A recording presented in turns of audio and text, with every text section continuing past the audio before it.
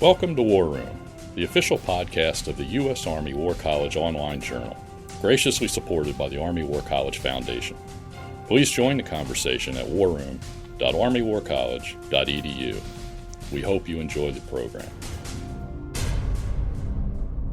You can subscribe to A Better Peace, the War Room podcast, at iTunes, Google Play, or your favorite download service, and never miss the great content we offer. The views expressed in this presentation are those of the speakers and do not necessarily reflect those of the U.S. Army War College, U.S. Army, or Department of Defense. Hello, and welcome to A Better Peace, the War Room podcast. I'm Jacqueline Whitt, Professor of Strategy here at the U.S. Army War College and the Editor-In-Chief for War Room. Thanks for joining us for another episode. So we, just like everyone else, have been talking quite a lot lately about pandemics in general and COVID-19 in particular, and all that means for us individually and organizationally.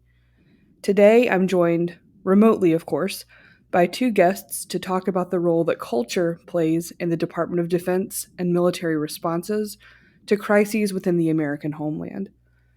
First, we have Dr. Michele Devlin, who is Professor of Global Health at the University of Northern Iowa and is also an adjunct research professor with the Strategic Studies Institute here at the Army War College. And second, we have Brigadier General retired Steve Warnstadt, who is former Deputy Commanding General for Operations with the Iowa National Guard. And Steve is also a 2012 graduate of the U.S. Army War College DDE, or Distance Education Program. So Michele and Steve, welcome to A Better Peace. Thank you so much. Very glad to be here, Jackie. It's very good to be here as well. Thank you. Great. So as we know, the world is in the middle of responding to a pandemic crisis. We are learning new things every day, and things are changing day to day. So today, we're going to talk a little bit about the pandemic and COVID-19 and some of the things that we're observing and some lessons that I hope we're learning. But I think this podcast should also give us an opportunity to really think about what the crisis might mean, what responses to it might mean for the future of the Department of Defense. So, Steve, I'm going to ask this first question of you based on your background and your expertise. So we know that the DoD and military personnel have already been an important part of the pandemic response, especially in different states as National Guard troops are called up. Could you lay out for our listeners just a little bit about what that looks like on the ground and how military personnel really have been involved in the pandemic response over the last few weeks? Well, sure. The U.S. Army Corps of Engineers is supporting the Federal Emergency Management Agency in about 47 different missions right now. I believe they've have around 2,000 members that are deployed as of middle of April. There's urban medical augmentation units that are supporting hospitals in New York, New Jersey, Detroit, and a number of other places. Obviously, getting a lot of attention is the U.S. naval hospital ships, the Comfort and the Mercy, that are providing support on the east and west coasts. And then, not as prominent on a national level, but certainly within each state, the National Guard has been activated in at least 44 states with a total of about 29,000 troops, providing community-based testing, logistical support, food distribution. They're cleaning and disinfecting places. And in at least one state, I know they're also operating call centers to fill in. So really the key thing is what the military is doing is filling in capability gaps. Because in any disaster, you're never going to have enough of everything. What really is the unique feature of a pandemic is that it's being applied nationally at the same time. So whereas in a typical disaster, say a hurricane, different states are able to support the affected states. In this situation, everyone is being affected. The degree to which they're being affected is a little bit different. That creates a greater stress on the capability gaps that are in existence. So that's where the federal government plays a larger role in providing resources to meet those needs, and it has to balance it among the states. Yeah, so that makes a lot of sense to me. If I think about natural disasters like hurricanes or tornadoes, they're pretty localized. And so it seems obvious that you could surge capacity from one state into another while people who are in the affected area, are taking care of themselves and their communities and their families that are also likely affected. But here we have things that are spread out and it's a national problem. So it seems like national coordination or national level efforts might really be required. One of the things that this brings to mind, though, is a tension that we sometimes see in the United States about how Americans might respond when they see uniformed military personnel performing what they understand to be military operations or tasks on American streets or in American institutions. So, of course, on social media, which is maybe not the best place to get all your information, but also in other public discourse, we sometimes see maybe fears or claims about the imposition of martial law or that the military is taking over, and an implication that this is scary and dangerous. Steve, do you think this is a problem or really a widespread perception? I don't think so. Again, the thing that's unique with this is that it is a health disaster that is across the board. I know the practice in many states is actually, especially in hurricane states, has been actually to have trucks driving around in order to help reassure people that, hey, stay in place, you're going to be taken care of because the National Guard, for example, is present. So that really depends upon the state. But generally speaking, I don't think it has that big it doesn't have a negative impact. I think it's generally been reassuring to most people in most places. But I think the thing that has kind of caught people off guard is because you have the enactment of emergency proclamations by governors or the president, invoking various emergency powers that will naturally give rise among some people within the country that there is going to be some type of overall takeover by the government. That's where public engagement by military is critical. So, bottom line, I think generally that military presence is one of reassurance. However, when you tie it into these executive orders by governors and the president, that has been part of the thing that has caused some concern among some people. So, Michele, this next question is going to be for you, and it's about how we prepare for military operations and deployments. When military personnel go overseas, they engage in a lot of training, obviously, before they go. And one of the things that's received really renewed attention in the past couple of decades is the importance of culture. So the idea, right, is that our troops need to know or at least be familiar with the customs and habits, social relationships, religion, language. In short, they need to know the culture of the places they're going to. Can you talk to us a little bit about why this is so important in military operations? Sure, absolutely. And I would say I got an extra appreciation of this as being very critical when I served myself as a U.S. Army civilian in Afghanistan during Operation Enduring Freedom. And I think it's so critical to understand the environment that we're operating in. And we do it for everywhere, every type of organization in general, companies and businesses and hospitals and nonprofits. They have a real need to understand the community that they're serving and their clientele and the people, the customers they're interacting with, or the patients they're serving.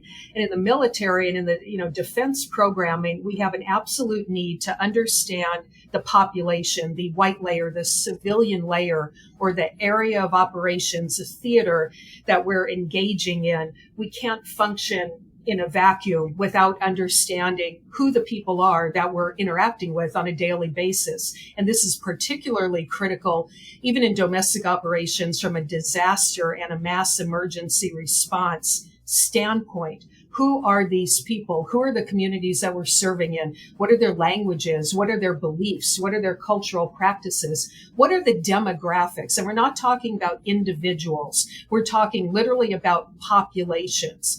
Who are the populations within our communities?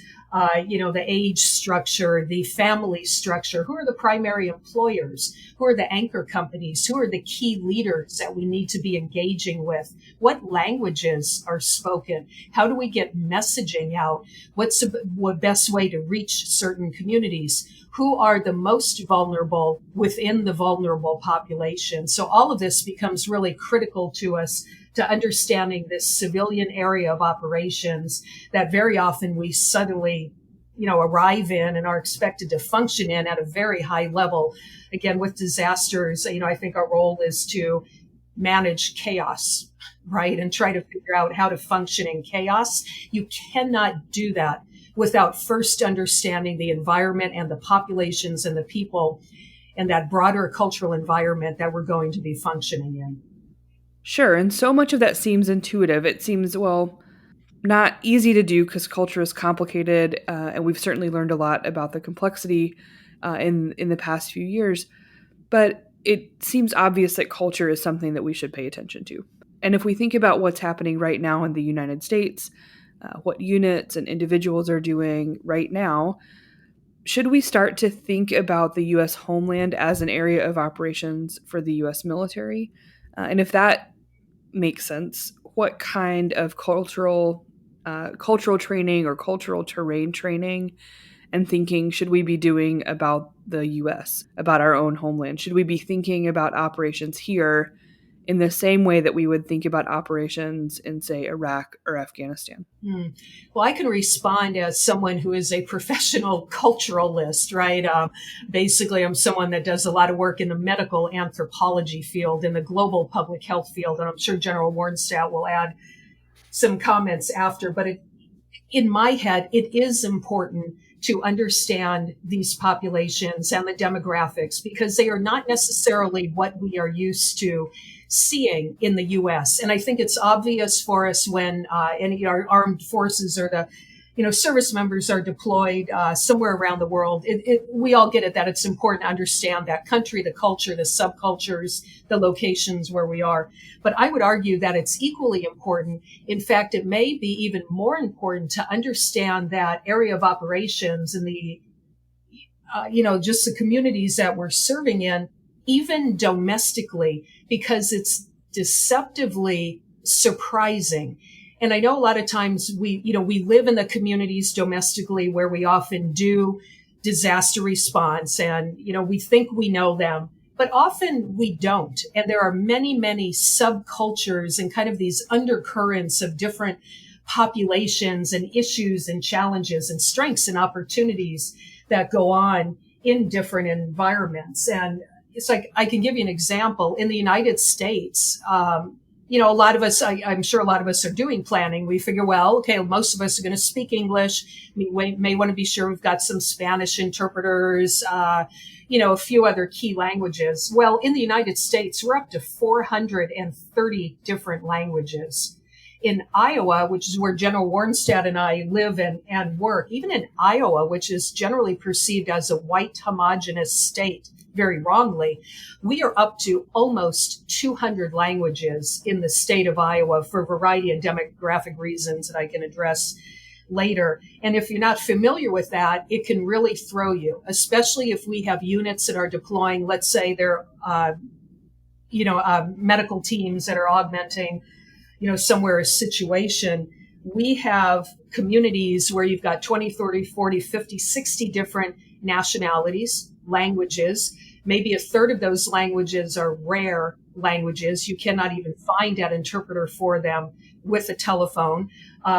Those populations may have very low literacy. And so if our military and other groups, hospitals and all, are relying on written handouts and material to educate on the virus, that information may or may not be actually received appropriately or understood by the population. We have an incredible level of religious diversity now in the U.S., racial, ethnic diversity, of course, we know that. In fact, by the year 2030, 35, 2040, somewhere in that range, it's anticipated that the United States as a whole will be a majority-minority country. In other words, if you add up all of the ethnic minority groups together, they would outnumber the white European descent population percentage in the country, and let alone economic diversity as well, and a growing share of people of the middle class falling into lower income levels and just more poor people. And the challenge, especially with the coronavirus in particular, is that we are seeing inequity, right, and disparities, health disparities in the breakouts and how it's affecting certain populations very dramatically. We initially were worried about older white populations, frankly, and they obviously still are a major population that we need to care about. But we're now seeing the rates explode disproportionately in ethnic minority populations like African Americans. Here in Iowa, in the Midwest, we have a lot of meatpacking communities. We are seeing those rates explode in meatpacking communities where the workers are primarily, refugee and immigrant workers. And so all kinds of homeless populations and others are being disproportionately affected. So again, these aren't things that we often think about when we do American disaster deployments, and suddenly in 2 or 3 days, we're expected to set up entire field hospitals or COVID testing operations for a meatpacking plant. We just assume everybody's going to be white and speaking English. That is not the case anymore in the U.S. It's a very diverse and very fluid area of operations. And I think General Warnstadt may want to add a few comments on that too. My background was in intelligence, and you can't do any operations without doing, in the civilian environment, a intelligence preparation of the operating environment. You don't use intelligence preparation of the battlefield in a civil context. It's the operating environment that we're operating in, and you need to analyze and understand who is it that you are working with. As Michele was pointing out, there's a lot of health disparities. You see that just in recruiting and the difficulty of recruiting people who are physically fit to serve in the military. Even in an Iowa situation where you have this perception of, well, it's just a bunch of white farmers, I can take you to a 60-mile radius down in southeast Iowa where you have Kelowna, which has a large Amish population. And the way in which you're going to integrate and interact with that population is going to be different than when you go 40 miles south of there to the Maharishi Vedic city, which was it's the home for folks who practice transcendental meditation.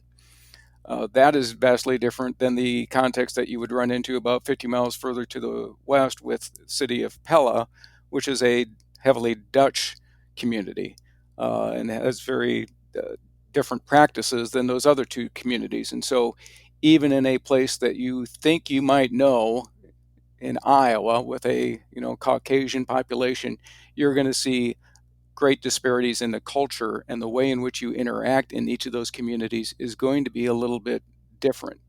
Not to mention the significant challenges that is faced, as Michele brought out, by the large minority population, large racial changes, large number of refugee immigrants, the whole wide range of people. You need to have some degree of understanding of that before you operate in that area, because just like operating overseas, if you operate in one context and under the best of intentions, you may inadvertently cause hostility or suspicion by not understanding the environment in which you are trying to help people. You can do the best job that you can, but sometimes the way you go about doing it does need to change according to the context, the culture in which you're living. And that does take place even in places like Iowa, just as it would in, say, in Afghanistan or Iraq. I mean, it's interesting and maybe even important that you're both from Iowa, because we, I think, often use Iowa as shorthand to mean a relatively homogenous place in terms of racial and ethnic diversity. But you all have pointed out really expertly just how diverse even Iowa is.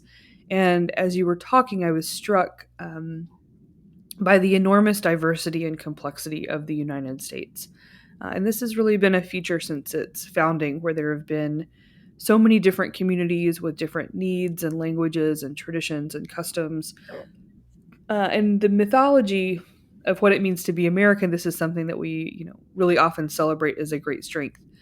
But it also introduces significant challenges, I think, for the people who are doing crisis response and trying to manage the situation in the United States right now. So if we understand that diversity and complexity, and that understanding is a first step, what do we do next? If we take that understanding of the environment, what tools do community leaders or military leaders have for gaining and attaining the kind of deep cultural knowledge that would make them most effective in this environment? What can military commanders and military personnel, do to learn about the rich diversity and complexity of the communities you're describing? So I can, I'll respond from a sort of a global public health perspective, and then General Warnstadt, I think, can comment more from the military perspective. One of the things I emphasize a lot in today's, rapidly changing human terrain of the U.S. is to get out of the office, get out of the unit, and immerse yourself in the surrounding communities.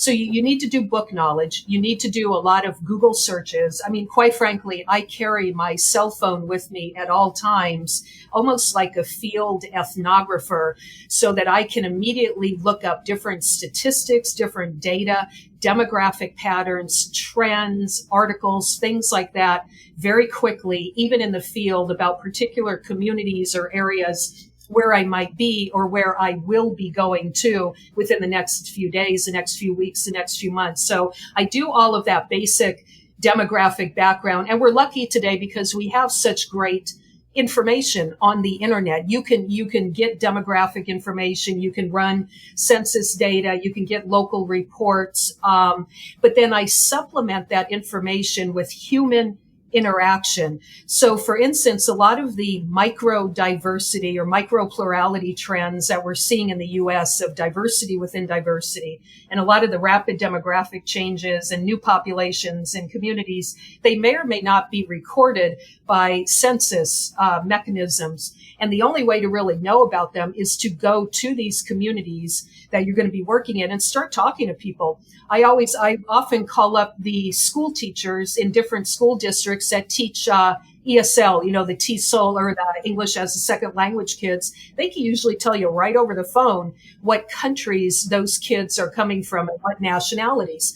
I talk to mayors. I talk to city councils. I talk to religious leaders and faith leaders because many new populations are very religious. And these faith leaders are very interested in connecting with the government and integrating and these kinds of things. They can provide a lot of information as well. I will even do quick Google searches on the ethnic associations themselves, for instance, even things that you think you might not have, like Liberian refugees in Iowa. And we worked on the Ebola case a number of years ago with the Liberians. I have people telling me they're not here.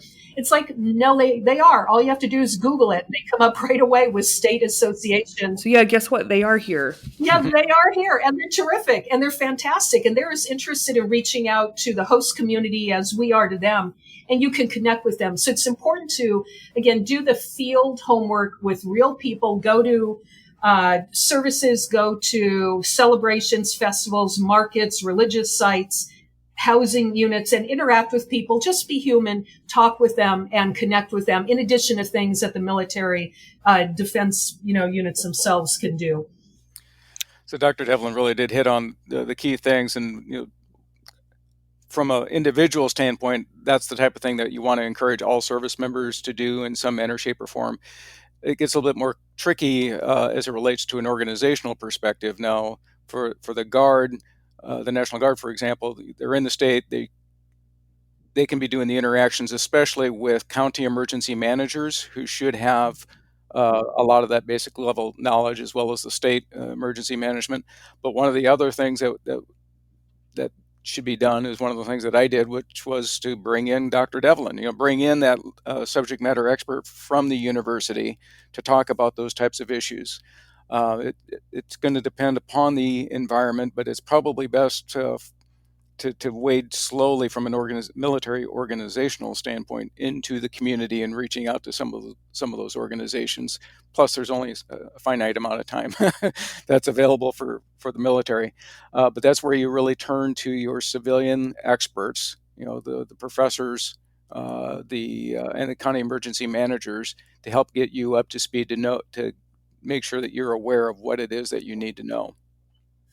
Yeah, you can really, develop what we would call cultural asset teams of people that do have a real interest and understanding of culture, whether they're outside specialists or even internal to military units and have them run with a lot of that training, the briefings, the background information, and the gathering of demographic information so that they can serve the populations more effectively.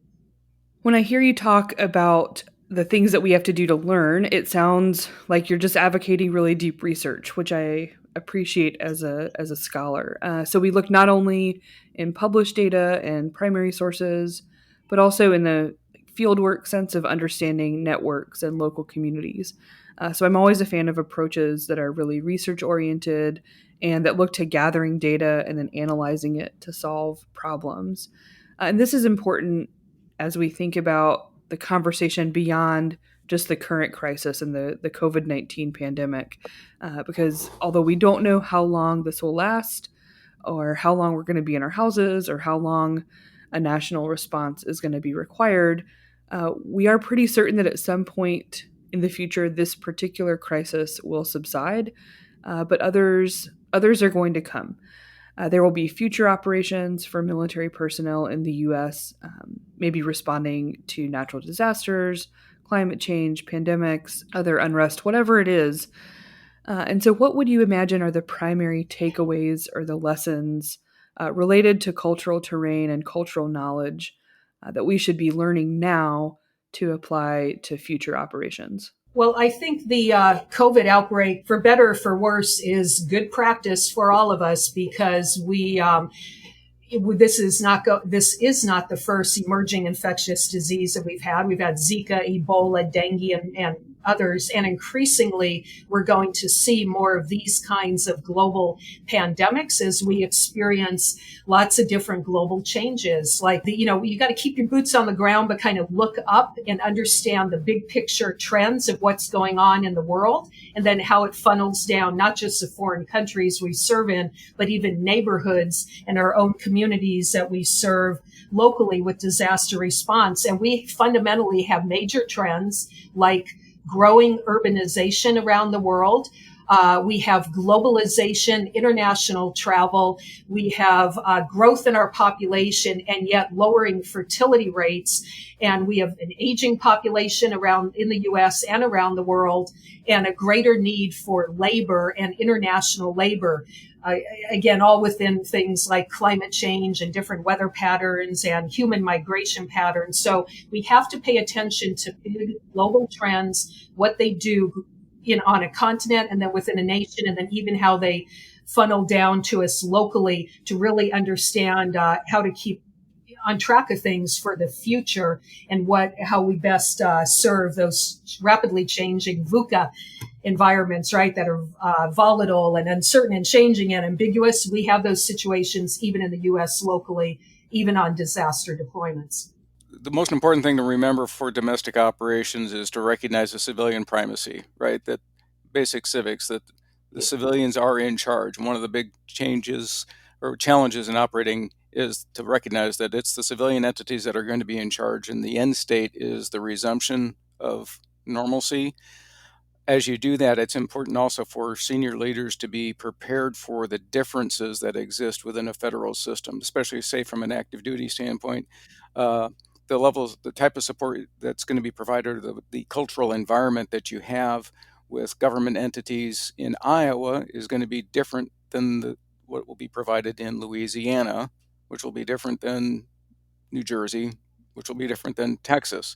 None of them are wrong. And you have to go into the mindset of the military's role is to assist those functioning governments operate to their extent of operating completely without our assistance, respecting that the cultural environment of each of those states helps shape the way that those states or local governments even operate.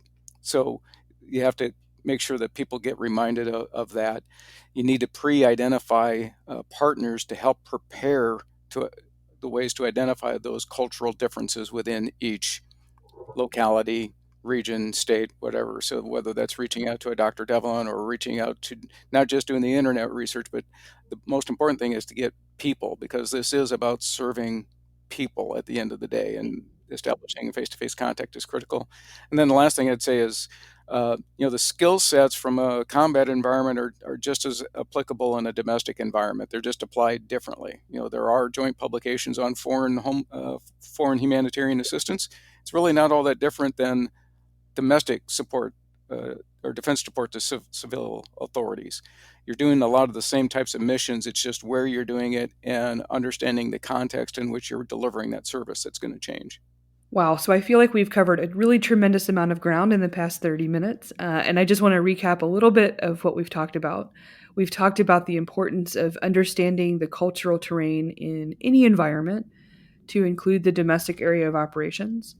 We've talked about research and establishing networks on the ground to gain deep knowledge of communities.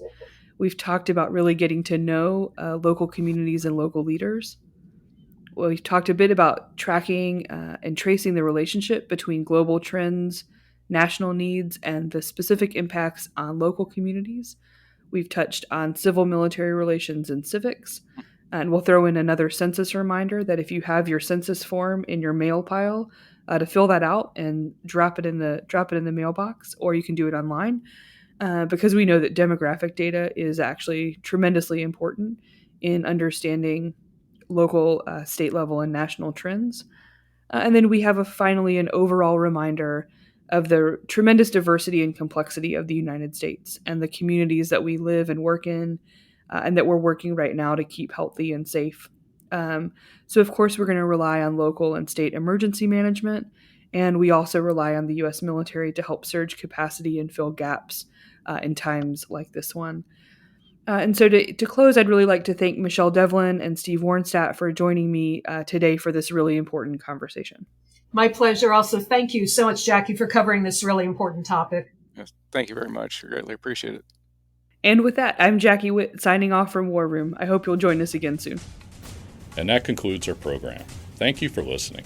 The views expressed in this podcast reflect those of the speakers and do not necessarily reflect the views, policies, or positions of the U.S. Army or the Department of Defense. Let us know what you think. Provide us your feedback, comments, or suggestions through our webpage at warroom.armywarcollege.edu. And have a great day.